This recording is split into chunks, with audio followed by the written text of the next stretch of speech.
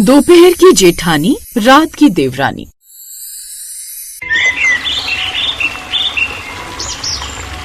सुमन और सारिका रसोई में हंसते हुए खाना बना रही होती हैं। दोनों थी तो देवरानी जेठानी, लेकिन दोनों के बीच में बहुत प्यार था।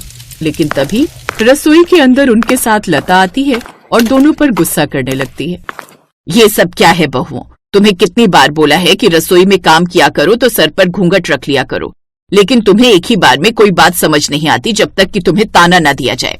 लगता है कि तुम्हारे माँ बाप से तुम्हारी शिकायत करनी पड़ेगी। माँ जी, आप कैसी बातें कर रही हैं? हर छोटी चीज पर आप हमारे माँ बाप को क्यों लेकर आ जाती हैं?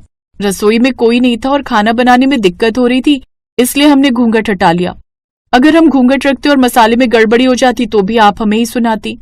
हाँ माँ जी, कल भी जब कड़ी की सब्जी में थोड़ा सा नमक ज्यादा हो गया था तो आपने हमें कितना सुनाया था, और अभी तो कमरे में कोई नहीं था, इसलिए हमने घूंघट हटा लिया। बहुओं, मैंने तुम्हें बोला है कि जब तुम अपना कमरा बंद करके बैठी होगी सिर्फ तभी तुम अपना घूंघट हटा सकती हो। तुम्हें इतनी सी बात भी समझ में नहीं आती है? दोनों बहुएं बिना बहस के घूंघट लेती हैं और काम करने लगती हैं, लेकिन दोनों बहुत ज्यादा उदास हो जाती हैं। पर वो बेचारी अपनी सास के आगे क्या ही बोल पाती। ऐसे कुछ दिन गुजरते हैं और एक दिन सारिका अपने कमरे में उदास बैठी होती है। सुमन अंदर आती है। क्या बात है भाभी, आप बहुत ज्यादा उदास नजर आ रही हैं? रोज तो आपका चेहरा खिला हुआ रहता है। सब कुछ ठीक तो है ना? कुछ भी ठीक नहीं है सुमन। तुम्हें पता है, कुछ दिनों पहले अखबार में एक विज्ञापन आया था। एक कुकिंग का कंपटीशन होने वाला है जयपुर में, और मैंने मजे मजे में उसमें अपना नाम दे दिया था, और तुम्हें पता है मेरा सिलेक्शन हो गया है। तो भाभी, इसमें तो आपको खुश होना चाहिए ना, तो उदास होने वाली कौन सी बात है? चलिए चलकर ये बात माँ जी को बताते हैं, वो भी बहुत खुश हो जाएंगी। कैसी बात करती हो? जो सास हमें सर से घूंघट भी नहीं हटाने देती, वो मुझे कंपटीशन में जाकर भाग लेने देगी? ऐसा कभी नहीं हो सकता। तो आप ही बताइए भाभी, अगर आपके दिमाग में कोई भी तरकीब है जिससे आप इस कंपटीशन में भाग ले सके तो मैं आपका साथ देने को तैयार हूँ। सारिका को बहुत ज्यादा खुशी होती है कि उसकी देवरानी इस परेशानी में उसका साथ देने के लिए तैयार है। थोड़ी देर सारिका कुछ सोचने लगती है। एक तरकीब हो सकती है बहन, अगर तुम मेरा साथ देने को तैयार हो। हम दोनों माँ जी के आगे बहुत बड़ा झगड़ा करते हैं और उसके बाद हम दोनों अपना अपना काम बांट लेंगे। दोपहर का काम मैं करूंगी क्योंकि मैं जेठानी हूँ, और रात का तुम करना। वैसे भी घूंघट में क्या ही पता चल रहा है कि घर में कौन काम कर रहा है, और मैं बस 2 दिन में जयपुर के कंपटीशन में भाग लेकर घर आ जाऊंगी। ना दीदी ना, इसमें तो बहुत रिस्क है। अगर माँ जी को पता चल गया कि घूंघट के अंदर देवरानी जेठानी दोनों एक ही हैं, तो कोई दिक्कत नहीं होगी सुमन। बस तुम्हें दोपहर की जेठानी और रात को देवरानी बनना है। वैसे भी 2 दिन की बात है, तुम्हें बस कम से कम जवाब देना है ताकि माँ जी आवाज ना पहचान पाए। भाभी, वैसे तो जो आप बोल रही हैं ना, वो करने में बहुत ज्यादा रिस्क है, लेकिन मैं आपके लिए इतना तो कर ही सकती हूँ। माँ जी आपकी फीलिंग्स को ना समझती हैं तो क्या हुआ, मैं बहुत अच्छे से समझ सकती हूँ। मैं जानती थी सुमन कि माँ जी मेरी बात समझे या ना समझे, लेकिन तुम मेरी बात जरूर समझोगी। तुम मेरी देवरानी नहीं, बिल्कुल मेरी बहन जैसी हो, सच में। तो कल से ही हम अपने प्लान को शुरू कर। अगले दिन सुबह रसोई में दोनों बहुएं घूंघट में काम करते हुए बहस शुरू करती हैं। वो इतनी जोर से चिल्ला रही थी कि बाहर ड्राइंग रूम में बैठे हुए लता के पास भी उनका शोर जाए। लता उन दोनों की लड़ाई सुन लेती है। ये क्या तरीका है सुमन? मैंने तुम्हें कितनी बार कहा है कि सुबह की सब्जी में हल्दी कम डाला करो। तुम्हें तो मेरी कोई बात माननी ही नहीं है। फिर बेकार में तुम्हारी वजह से माँ जी मुझे सुनाएंगी कि मुझे खाना बनाना नहीं आता, जबकि सारी गलती तुम्हारी होती है। ज्यादा हल्दी डालने से सब्जी कड़वी हो जाती है। भाभी, आप हमेशा मुझ पर ही क्यों चिल्लाती हैं? आपकी सब्जी में रोज कुछ ना कुछ गड़बड़ होती है और मेरा नाम लगता है। मैं अब सिर्फ रात का खाना बनाऊंगी, दोपहर का काम आप संभालिए। हाँ ठीक है, लेकिन जिस समय मैं काम करूंगी मुझे तुम यहाँ नजर नहीं आनी चाहिए, और तुम काम करोगी उस समय मैं तुम्हारे आसपास भी नहीं आऊंगी। अब लता से अपनी दोनों बहुओं को लड़ते हुए देखकर रहा नहीं जाता, और वो दोनों के पास में आती है और गुस्से में दोनों को ही आंखें दिखाते हुए कहती है, बस तुम दोनों चुप हो जाओ। सुबह सुबह ये कौन सा झगड़ा शुरू कर दिया है सुमन? तुम छोटी हो, तुम्हारी आवाज इतनी तेज क्यों है? सारिका, तुम बड़ी हो, तुम्हें छोटी को समझाना चाहिए था। ठीक है, आज से दोपहर का सारा काम सारिका करेगी और रात का सारा काम सुमन करेगी। और हाँ, काम चाहे कोई भी करे, घूंघट सर पर से नहीं हटना चाहिए।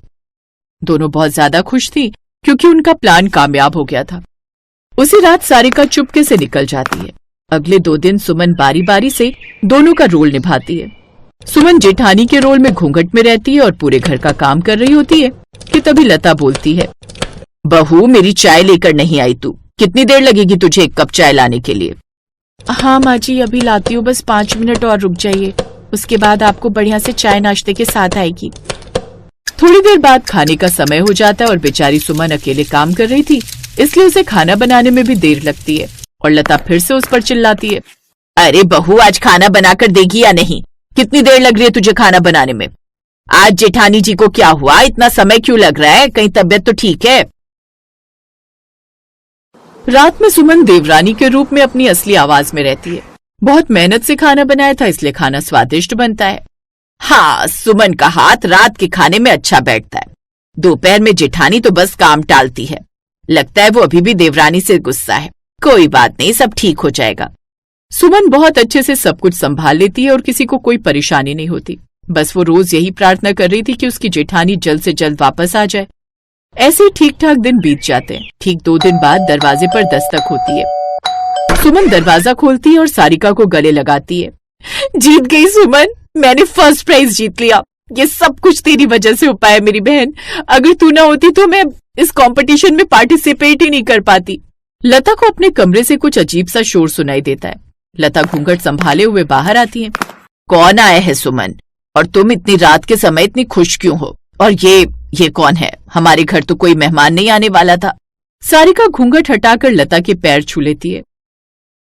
उसके चेहरे पर खुशी थी जैसे उसने दुनिया जीत ली हो। माँ जी, मैं हूँ सारिका। मैं जयपुर कुकिंग कंपटीशन जीत कर आई हूँ। सारिका, तू तो अपने कमरे में सो रही थी ना, फिर तू बाहर से कैसे आई? और कौन सा कंपटीशन जीत लिया तूने? और तू जयपुर कब गई और ये सब क्यों किया तूने? आपके डर की वजह से छुपा कर किया है, और मैंने ये सब इसलिए किया क्योंकि मुझे पता था कि आप मुझे घूंघट की वजह से जाने नहीं देंगी। जब आप अपनी बहू को घूंघट नहीं हटाने देती तो जयपुर जाकर कंपटीशन में पार्टिसिपेट कैसे करने देती? तो पिछले 2 दिन से दोपहर का काम कौन कर रहा था?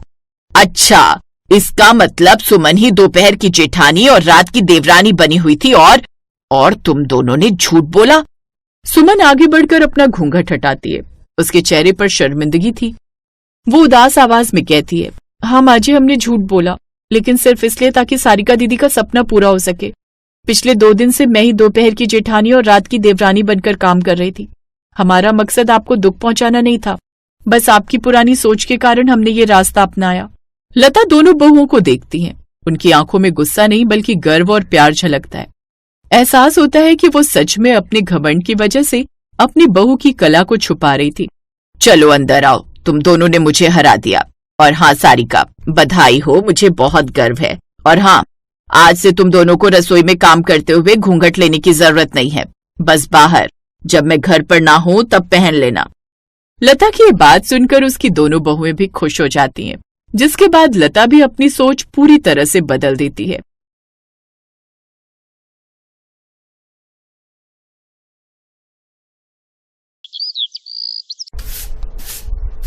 अरे क्या कर रही हैं माँ जी?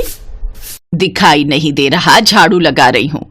अब तू तो लगाने से रही, देख कितनी गंदगी हो रही है। माँ जी, आपकी कसम, मैंने अभी झाड़ू लगाई थी।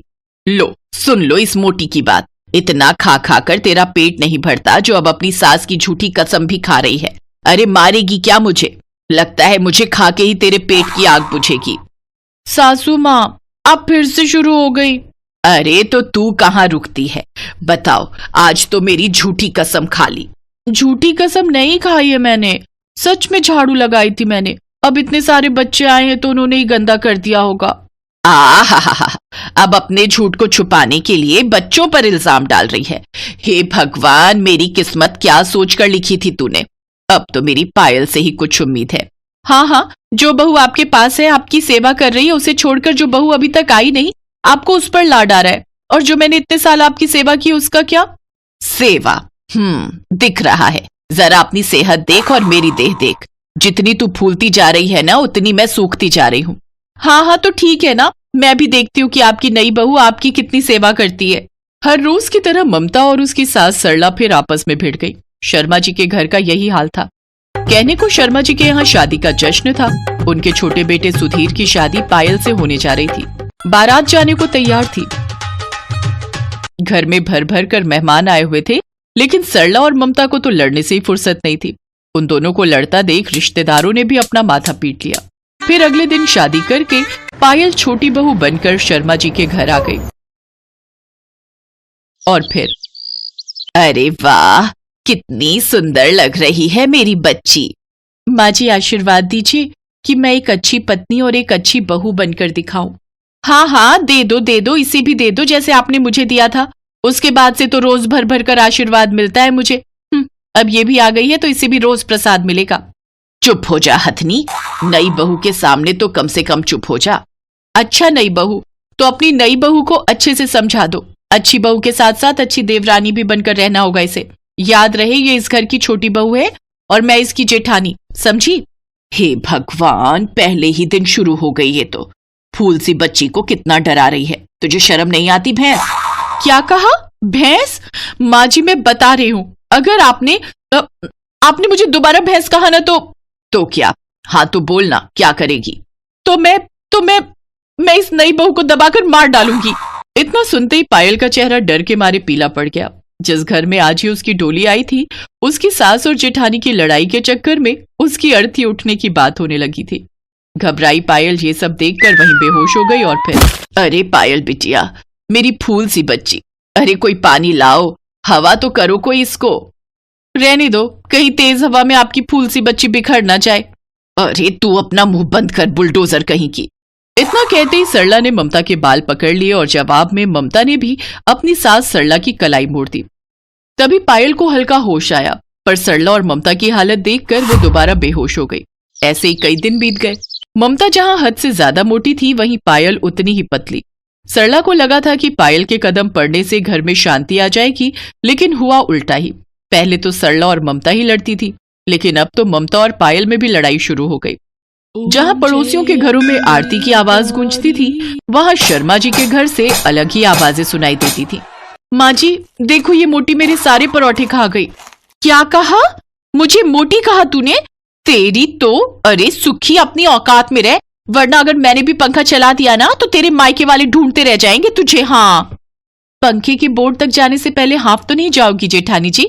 आप कोशिश तो करो, मैं बीच बीच में आपको हौसला देती रहूंगी। हे भगवान, मुझे उठा ले, मुझे एक सेकंड भी नहीं रहना यहाँ। हाँ माँ जी, भगवान आपको और मुझे तो उठा ही लेंगे, पर इन्हें नहीं उठा पाएंगे। भगवान को क्रेन लानी पड़ेगी। बहुत हो गया, आज तेरा खून पी लूंगी मैं। देख लो माँ जी, फिर खाने पीने की बात कर रही है ये। अरे मैं कहती हूँ चुप हो जाओ तुम दोनों, अब बस बहुत हो गया। मैं जा रही हूँ, काशी जाकर बाबा के पास रहूंगी। तुम दोनों जूझो आपस में। बुरी तरह से चिढ़ी हुई सरला ने अपना सामान पैक किया और काशी के लिए निकल गई। काशी पहुंचकर सरला ने बाबा के सामने हाथ जोड़े और रोने लगी। हे भोले भंडारी, मेरे घर में थोड़ी शांति दे दे या मुझे अभी के अभी उठा ले। सरला बाबा के सामने नतमस्तक होकर रोने लगी, लेकिन भगवान ने तो कुछ और ही सोच रखा था। सरला काशी में थी तो उधर उसके घर में भूचाल आ गया। घर काफी पुराना था तो उसकी छत पर लगी लकड़ी की बीम में दीमक लग गई थी। कमजोर बीम टूट कर गिरने लगी। जिस वक्त वो बीम गिर रही थी, दोनों बहुएं वहीं अपना अपना काम कर रही थीं। तभी अचानक कुछ सोचकर ममता पायल के ऊपर कूद पड़ी और बीम की चोट अपनी पीठ पर सह ली और फिर मर गई रे। आह! जो कुछ हुआ उसे समझने में पायल को कुछ देर लगी, लेकिन फिर गिरी हुई बीम को देखकर उसे यकीन ही नहीं हुआ कि उसके खून की प्यासी उसकी जेठानी ने उसे बचाने के लिए अपना खून बहा दिया था। अरे भाभी, ये क्या किया आपने? आह, तू ठीक तो है ना? और फिर ममता बेहोश हो गई। पायल ने किसी तरह ममता को उठाकर साइड किया और पूरी ताकत से उस बीम को भी हटाया और फिर फौरन एम्बुलेंस को बुलाया और ममता को लेकर अस्पताल पहुंची। भगवान की कृपा से ममता को ज्यादा चोट नहीं आई थी। शाम तक पायल उसे सहारा देकर घर ले आई। फिर 3 दिन बाद सरला काशी से वापस लौट आई। जैसे ही वो घर के दरवाजे पर पहुंची तो उसे अपनी आंखों पर भरोसा नहीं हुआ। उसकी दोनों बहुएं सज धज कर उसके इंतजार में खड़ी थी। फिर दोनों ने आगे बढ़कर उसके पैर छुए और फिर, लगता है मैं गलत घर में आ गई, माफ करना बेटा। नहीं माँ, ये आपका ही घर है। हाँ माँ जी, अब सब ठीक है, शांति है। शांति है? लगता है मैं मर गई हूँ। स्वर्ग जैसा लग रहा है ये तो। अरे नहीं माँ जी, आप जिंदा हैं। जब आप यहाँ नहीं थी तो भाभी ने मेरी जान बचाई। मेरे ऊपर वो भारी बीम गिर गई थी। हाँ माँ जी, मैं ना होती तो उस दिन ये चींटी तो मर ही जाती। इस बात पर पायल भी जोर जोर से हंसने लगी। सरला को माजरा पता नहीं था, लेकिन दोनों बहुओं को एक साथ हंसता देखकर वो भी हंसने लगी और भोले बाबा को धन्यवाद देने लगी।